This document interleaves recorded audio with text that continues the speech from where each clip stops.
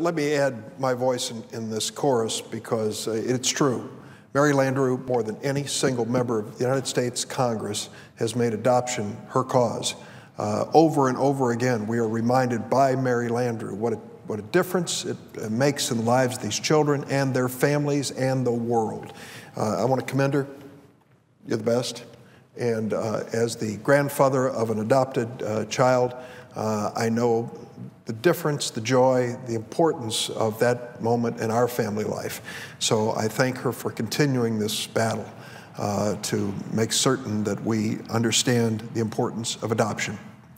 Madam President, there was a moment in the Civil War when President Abraham Lincoln sent a message to General McClellan. General McClellan was in charge of the Union troops, but he wouldn't use them.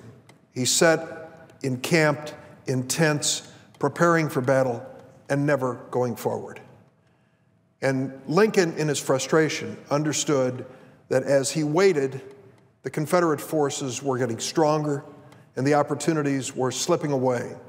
And so Lincoln sent a message to General McClellan, and his message was this: if you're not going to use your army, would you send it my way so I could use it?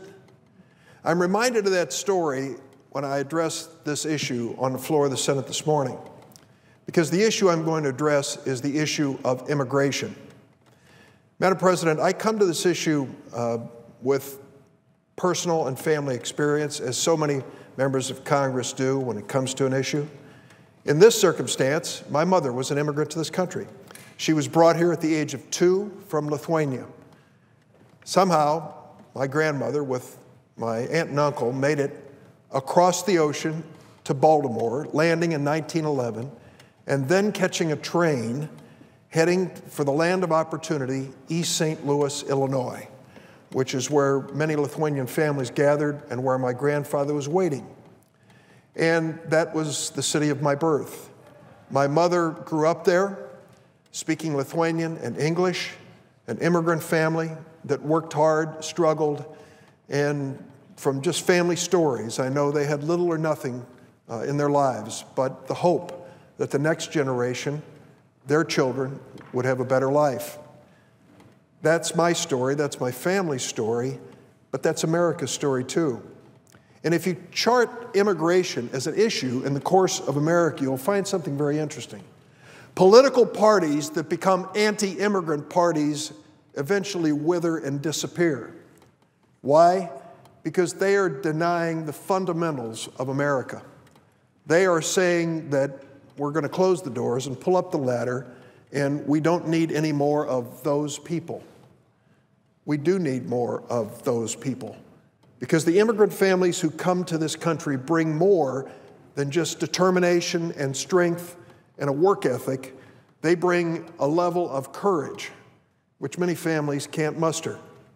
These are families in different parts of the world who say at some point, we're going to America. We may not speak the language, we may not even know what will happen to us once we arrive, but we are going to America, and they do.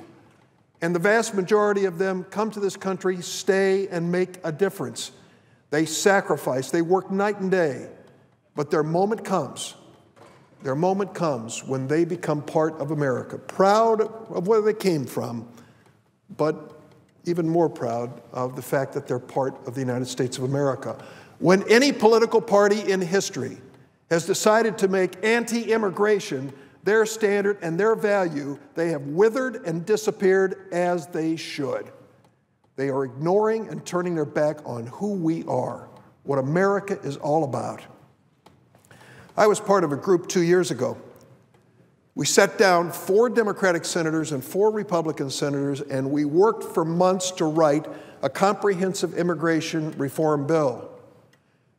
I'll tell you the names of the senators so you know there was no secret deal here. John McCain led the Republicans, former Republican candidate for President of the United States. By his side, Lindsey Graham, Republican from South Carolina, not exactly viewed as a liberal state, but in fact a very conservative one. Marco Rubio of Florida, whose father and mother were immigrants to this country, refugees from Cuba. and Jeff Flake of Arizona, a conservative Republican by every measure. That was the team on the Republican side of the table. On our side of the table, we were led by Chuck Schumer, chairman of the Immigration Subcommittee of Judiciary from the state of New York. I joined him as a member of the Judiciary Committee and as someone who's been involved in some of these issues for a long time, and Bob Menendez, the head of the Democratic Hispanic Caucus, which is a caucus of one at this point, but himself the son of Cuban refugees who came to the United States, and Michael Bennett of Colorado.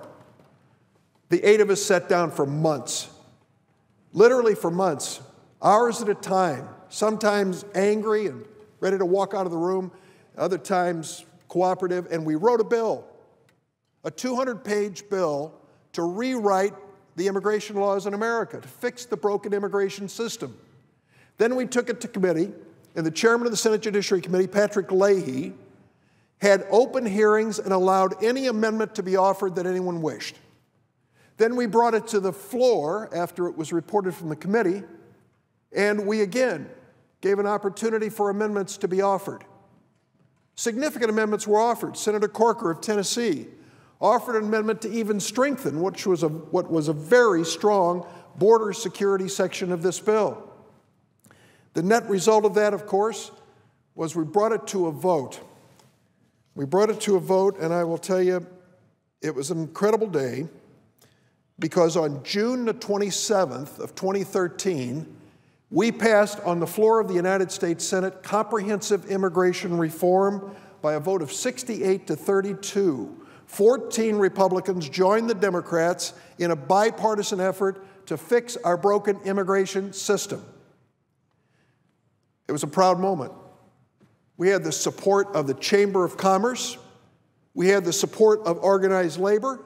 We had every major religious group in America supporting our efforts. We had the ultra-conservative Grover Norquist supporting this, and liberals as well came together and said, finally, we're going to do something about our broken immigration system. But under the law of the land, passing the Senate's not enough. The measure was then sent over to the House of Representatives. June 27, 2013. Today, November 19th, 2014, the Republican-led House of Representatives has not only failed to have a hearing on this bill, has refused to bring this bill to the floor, has refused to bring any immigration bill to the floor. They refuse to address the obvious. We have a broken immigration system. We need to come up with a fair solution to it, and they refuse to act. It is within their power to call that bill today, as it has been every day since June 27th, 2013. But for a year and a half, the House Republican leadership has refused to act. Oh, they tempted us. They teased us. Time and again, we're thinking about it. We're going to put out a list of principles that we Republicans believe in the House of Representatives. We're going to tell you that maybe we would support something like the DREAM Act, maybe. We're going to tell you we want strong border enforcement, which of course this bill already has. They've said all these things and have done nothing. I'm reminded of President Lincoln saying to General McClellan, if you're not going to use your army, may I borrow it? Now, the President of the United States, having waited for a year and a half, having heard all the promises of the House Republicans that they would move forward and finally call this bill, having been promised privately and even publicly by many of these Republicans that they were going to do something, now the President has said, I'm going to use my authority under the law, to try to fix at least some part of this broken immigration system. We're expecting any day now for the President to announce his executive order. He will not be the first president to do this. Past administrations, Democratic and Republican, have stopped the deportation of low-priority cases in our country. Every president of the United States, Madam President, every president of the United States since Dwight David Eisenhower has used his executive authority to improve our immigration system by executive order, every single one of them. President George H.W. Bush issued a family fairness policy allowing 1.5 million people in America to apply for deferred action and work permits. It's clear that presidents have the authority to do this. And yet, the Republicans in the Senate and House have threatened this president that if you use your executive authority, as every president since President Eisenhower has done, we're going to hold it against you and you're going to pay a price, President Obama. Well, I hope the president pays little or no attention to that kind of threat. What's at stake here is the future of millions of family members who are now subject to deportation. What's at stake here is whether or not the Republican Party will come into the 21st century in this land of immigrants and join us in a bipartisan effort to fix this broken immigration system. What's at stake here are literally the futures of millions of families who just want a chance. That's all they're asking for, to earn their way into legal status in America.